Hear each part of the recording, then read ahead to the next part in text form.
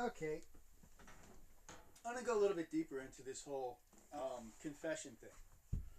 If you go back into Leviticus around chapter 5, it talks about if you've done something, confess it. And if you didn't know that you did something and found out that you did something, inadvertently, confess it. And at the end of the year, if you read on and just do a search on everywhere it says confess in the Old Testament. Now, in Jewish law now, Maimonides and these people from the Jewish religion, they don't believe in confessing your sins one to another as if you're supposed to be accountable for private sins. The only time that you openly confess is when you've confessed when you're doing something against a brother, and you may need to pay your brother.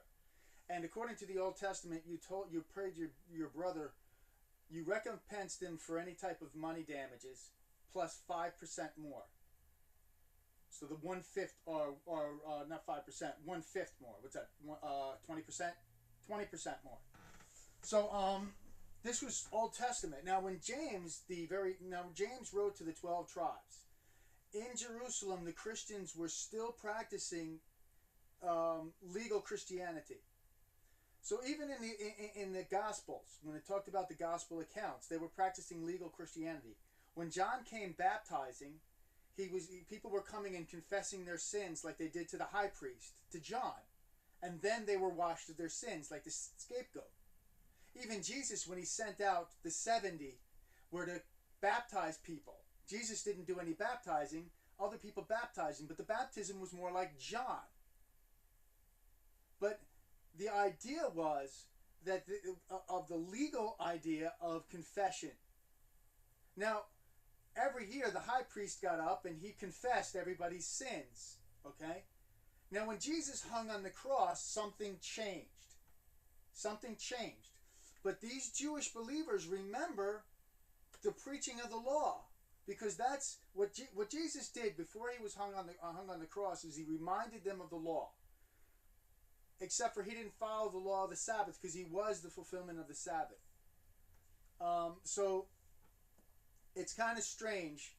And then he actually did follow the law, but the Pharisees and the Jewish leaders had actually added to the law the traditions of men, making the law bigger than what it really was.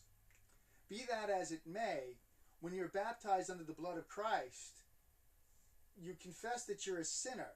You don't need to go to the high priest and confess everything. There's no such thing as confessing and recompensing people like in the Old Testament anymore, because all of that, there's no mediator between God and man anymore, because it says in the Bible that the only mediator is Christ.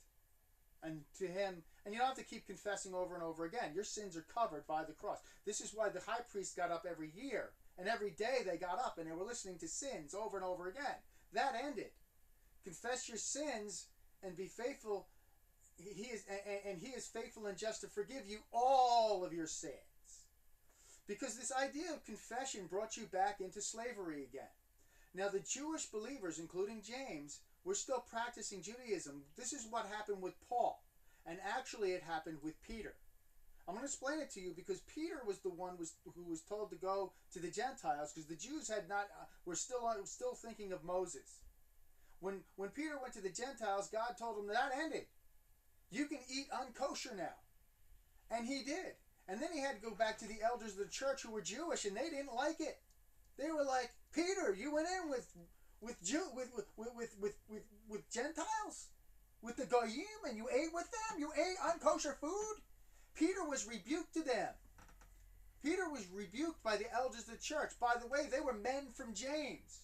They went out from us. This is in Acts chapter 15. But go back to Acts chapter 10 with Cornelius and the family that Peter went to. And when he went back to the elders of the church, they rebuked him.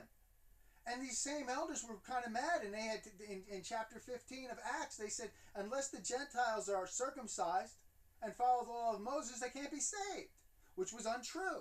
So we know this was happening. And in Acts, when the Jewish believers who were still of a Jewish mindset saw that somebody tried to cast out demons by Jesus and Paul I know because he preaches grace, but you preach the law, you stink, I'm going to beat the heck out of you. The demon beat him up. And then everybody was in awe of that, and what they did was they confessed their sins, just like they would like they were baptized into Peter. And that was an event. That wasn't that was something that Jewish believers would have done. It's an account. That doesn't mean that was ordered to do. And this is why James, who was the head of the church in Jerusalem, said, see, all these people are zealous for the law, because they didn't understand grace yet. This was a new concept. The church is breaking away, and this is what Paul was talking about. The truth went to the Gentiles. The Jews were still blind. This is why Jesus spoke in parables.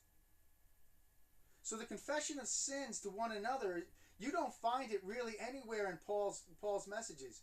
You don't find it in the Gospels, except for where it was confessing your sins to John the Baptist and when Peter had sent them out.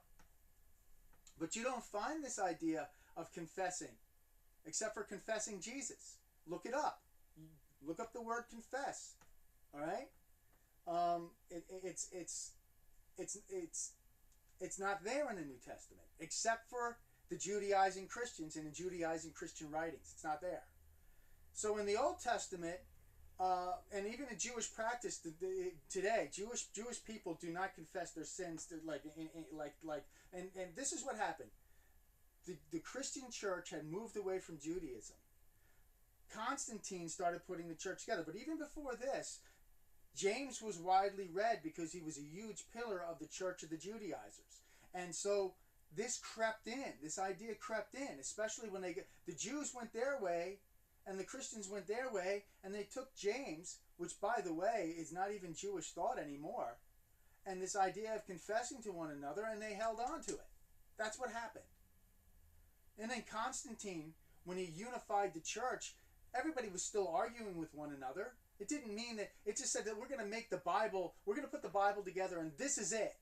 Because I'm Constantine, even though I pray to the sun god, I have now become the new pope because I saw something in the battle and I saw Jesus, so that's the way I could win the Christians together. And now, as a leader, I need to get all these arguing people together. So let me throw these Judaizing Christians' ideas together with these ideas, piss everybody off, say, hey, look, the Trinity is true. What you believe about that's not the Trinity. You're a heretic. This guy got thrown out. This guy got thrown out. And you got Arianism, and you've got these fights with Augustine and Hippo. You had all these people arguing, and Constantine brought it together in Roman Catholicism. Then they lost the books. Basically, they didn't regard them because they had apostolic procession. They were holier than thou anyway, so everything that they did was inspired to them.